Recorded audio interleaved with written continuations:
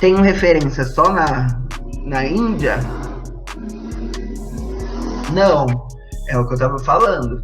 Não adianta eu só pensar global, né? Eu ter só o World Citizen. O papel do World Citizen é ver exemplo, é ver isso em outros recortes, mas trazer isso para a própria realidade. Então, essa frase é pensar global, agir local. E aí a gente tem essa linda senhora. Era a Dona Branquinha, né? Dona Branquinha morreu ano passado. Mas em 2014 ela ficou em segundo lugar no Prêmio Mulher Empreendedora do Sebrae Nacional. E o que a Dona Branquinha fez? Dona Branquinha vem de uma trajetória de violência doméstica, de extrema pobreza, ela vem de uma realidade bem punk. Só que Dona Branquinha começou a costurar, a fazer crochê, bordado. E aí isso foi tirando a Dona Branquinha da extrema pobreza, né? Ela foi conseguindo se palpar de recursos produtivos e intelectuais para vender um produto e gerar renda. Só que se tivesse ficado só nisso, pô, Dona Branquinha não ia mudar muita coisa. Então, o que a Dona Branquinha fez?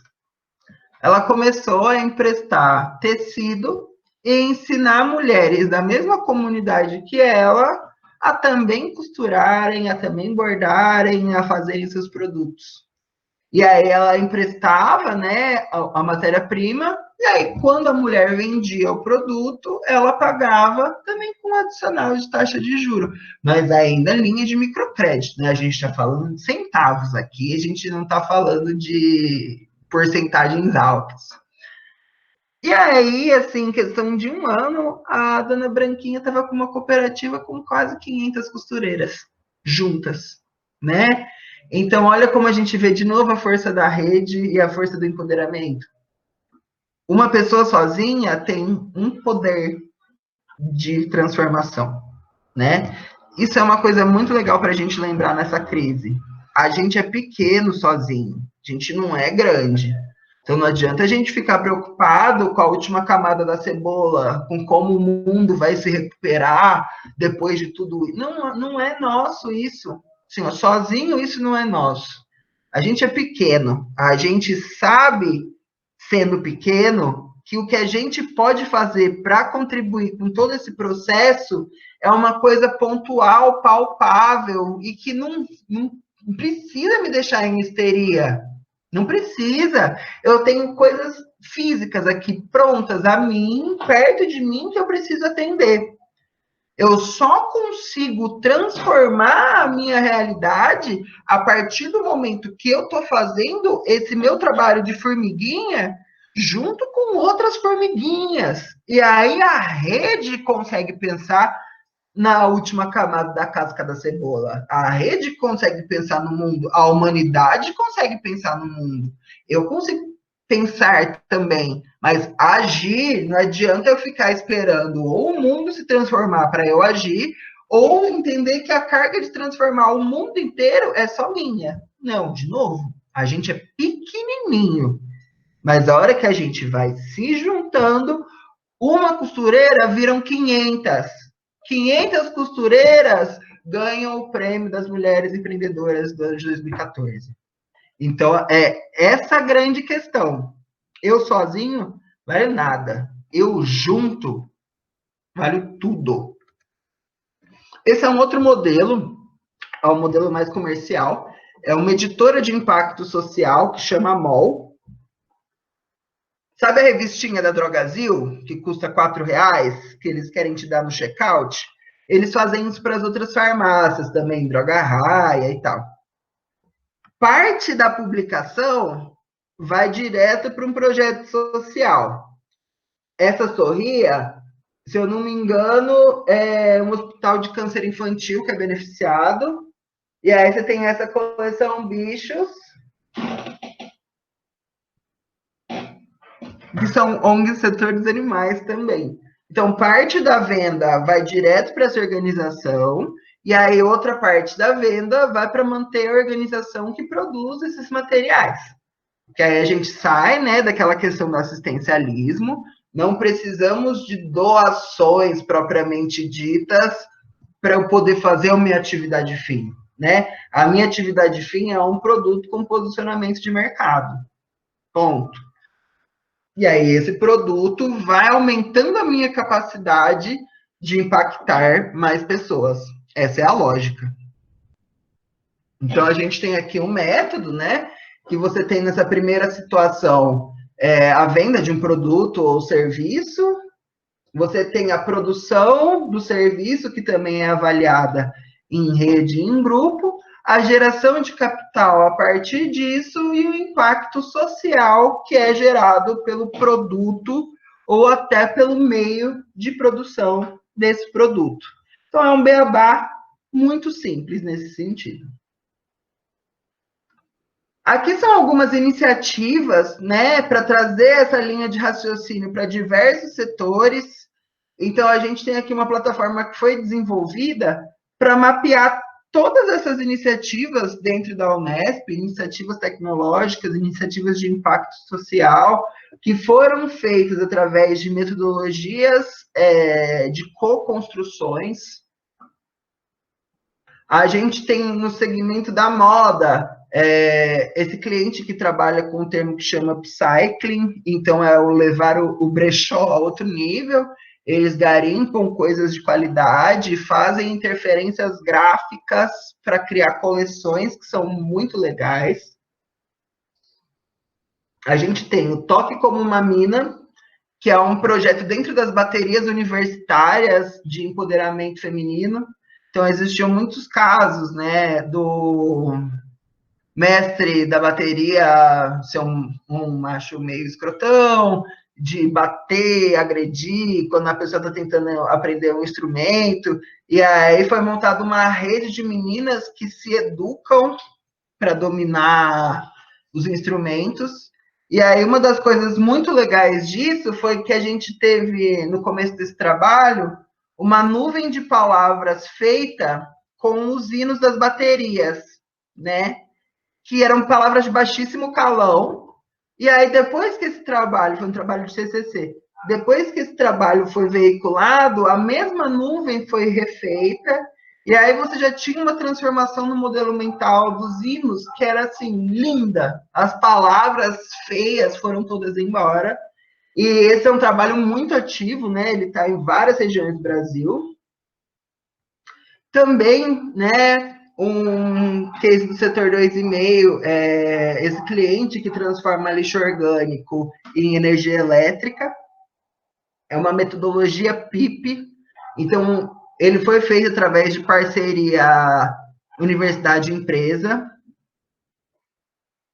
E aí a gente tem, assim, coisas de produção autoral. Esse é um trabalho que, para mim, eu tenho um carinho muito grande, imenso, que foi a primeira vez que a gente aplicou todos esses conceitos na prática.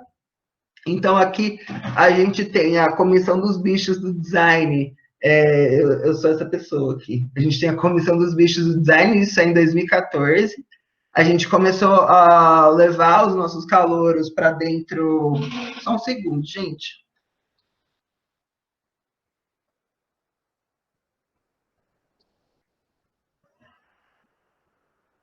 Um segundinho.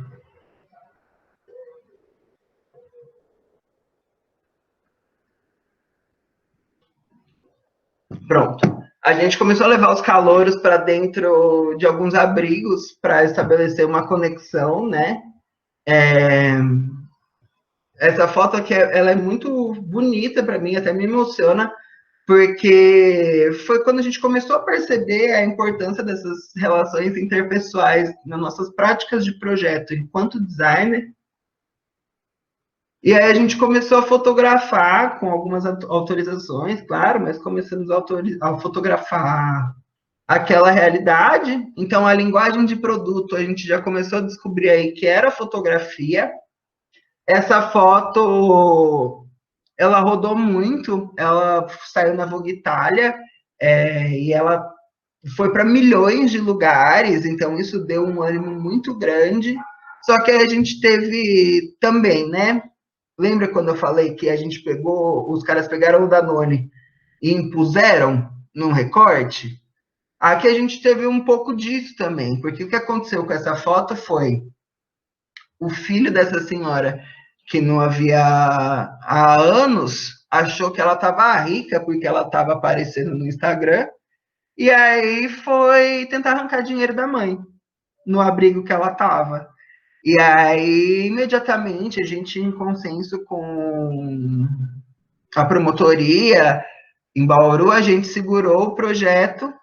Então, a gente ia produzir um livro inteiro com as memórias dos velhinhos, quando eles vinham contar histórias para a gente, transformar a memória oral num produto, que é um livro, e aí o livro ser vendido da mesma forma que as revistinhas lá na Drogazil, para levantar renda para a instituição, né? Então, quando aconteceu esse episódio do filho, a gente segurou o projeto, mas aí a gente teve a felicidade de encontrar no ano passado, em janeiro, a Vila Vicentina, em Bauru, fazendo seus 80 anos, né? E eu falo que quando é coisa de Deus, assim, quando a coisa é certa, ela é certa, porque a gente pegou esse mesmo protótipo, né? E marcou uma reunião com um dos representantes da Vila Vicentina. De manhã a gente apresentou o projeto, sem saber que à tarde eles já iam ter uma reunião de diretoria falando o que eles iam fazer para comemorar os 80 anos da vila. Então, à noite, o Ministério Público já tinha aprovado o projeto que eu apresentei de manhã. Assim, para trabalhar com pessoas em situação de risco, né, tem o Instituto do Idoso, tem o Instituto da Criança e do Adolescente, você tem um monte de regimentos legais que precisam ser cuidados, né? E um deles, defendendo o direito da pessoa humana, é evitar que a gente trabalhe com sofrimento, né? De explorar o sofrimento para transformar numa coisa mercadológica, né? Então, o que foi muito legal desse processo todo foi que a gente em nenhum momento trabalhou com sofrimento.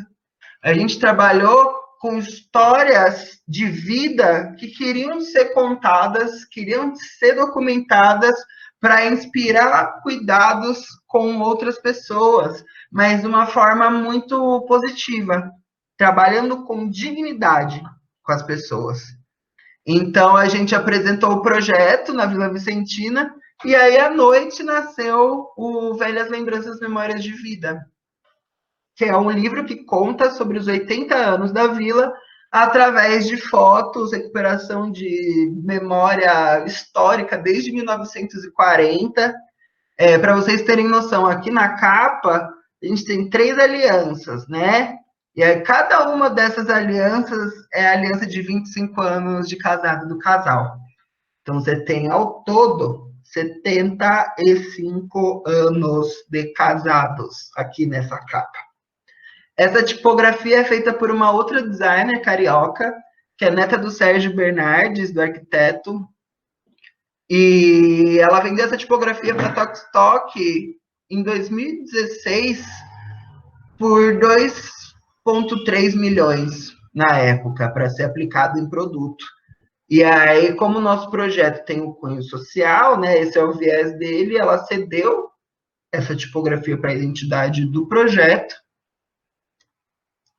E aí, dentro do livro, você tem 17 histórias sendo retratadas. O livro ficou um produto lindo, a gente conseguiu lançar ele na Bienal do Livro do Rio de Janeiro, no Salão Carioca, na Flip, com a participação de um monte de gente, a Mariana Ximenes, da Globo. A gente montou um ecossistema assim, muito legal, em cima de um produto 2,5, produto de impacto social. Essa foi uma das fotos que, para mim, assim, é mais marcante, né? Que é a equipe se vendo parte do processo. Então, todo mundo chamando a fulana, chama o Lucas para tirar a foto, chama não sei o quê. A comunidade se envolvendo e se vendo representada ali naquele processo. E aí, conseguimos colocar o filho no mundo, mas, assim, de tudo que eu falei, o que eu quero deixar de mais importante na nossa fala, na nossa conversa? Na observação da sociedade, na introspecção, nas ferramentas do design, como o Canvas, o design thinking, a questão do branding, de você entender quem é você, quem é a sua identidade, como ela se manifesta, em que plataformas ela vai se manifestar atualmente, né? O que eu quero deixar de mensagem é assim: se a gente consegue visualizar um propósito claro na nossa cabeça e consegue levar pessoas junto com isso e compartilhar e co-construir essa visão, a gente consegue fazer e superar qualquer coisa. Porque para mim, esse livro ele foi um investimento que eu não tinha, não sei de onde veio, não sei como tirei, só sabia que ele tinha que acontecer. Porque no fim das contas, eu sabia que ele ia dar certo, porque a visão que eu tinha na minha cabeça no fim era propriamente essa, né? Os nossos velhinhos no lançamento, sendo retratados e eles em foco, né? O propósito e o valor em foco. Então, gente, propósito. O que vocês acreditam tem que emanar e ser articulado por vocês nesse momento, tanto para a sustentabilidade das organizações, como para o nosso posicionamento enquanto profissional. E adquirir conhecimentos para que a gente consiga universalizar cada vez mais o que a gente tem de bom para contar para o próximo. Muito obrigado. Esse é o meu contato. Vamos abrir agora para perguntas. Quem quiser comentar, ligar o microfone, conversar. Essa explanação já se foi. Agora eu quero ouvir de vocês assim, o que aflige. Se vocês querem conversar sobre alguma coisa mais pontual, por favor, aproveitem esse espaço. E se quiserem também mandar alguma coisa mais escondidinho, a gente tem aqui os contatos mais diretos também. Mas estou por aqui, os microfones estão abertos.